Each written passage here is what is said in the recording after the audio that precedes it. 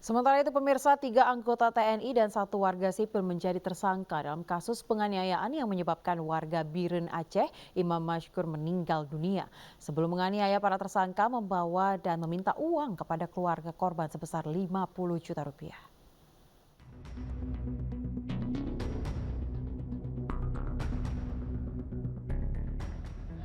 Polisi militer Kodam Jaya menetapkan 3 anggota TNI menjadi tersangka dalam kasus penganiayaan yang menyebabkan warga Biren Aceh Imam Mashkur meninggal dunia.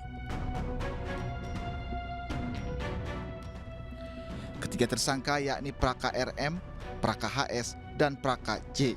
Selain anggota TNI, 1 warga sipil yang merupakan kakak ipar Praka RM menjadi tersangka dan telah ditahan di Polda Metro Jaya.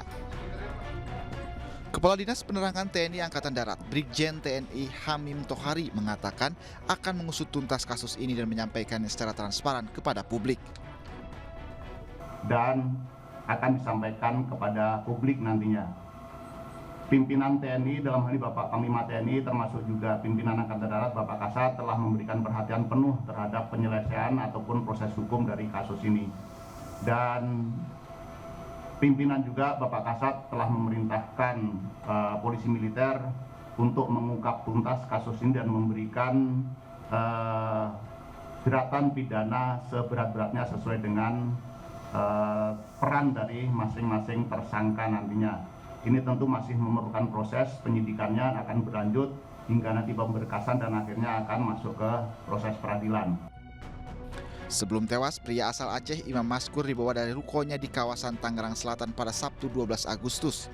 Ketiga pelaku berpura-pura menjadi polisi dan beralasan menangkap korban karena menjual obat ilegal. Para tersangka ini kemudian melakukan penganiayaan dan meminta uang tebusan sebesar 50 juta rupiah kepada keluarga korban. Namun, karena keterbatasan ekonomi, keluarga Mashkur tidak bisa memenuhi keinginan pelaku. Jasad korban ditemukan oleh warga setempat di Sungai Karawang, Jawa Barat pada 15 Agustus 2023. Namun keluarga korban baru mengetahui keberadaan jenazah anaknya pada 23 Agustus di Rumah Sakit Pusat Angkatan Darat. Keluarga pun kini telah memakamkan jenazah Imam Mashkur di tempat kelahirannya Aceh.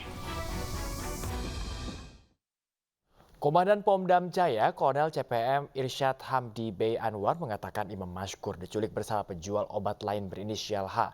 Namun H dilepas di jalan tol karena sulit bernapas. Satu juga korban yang diculik, sebenarnya yang diculik itu 2 orang. Tapi yang satu dilepas di sekitar tol Cikeas atau ya di sekitar tol Cikeas itu dia dilepas. Karena mendapati korban ini sudah kondisinya agak napasnya sudah susah. Karena ketakutannya, kira korban yang satu dilepas.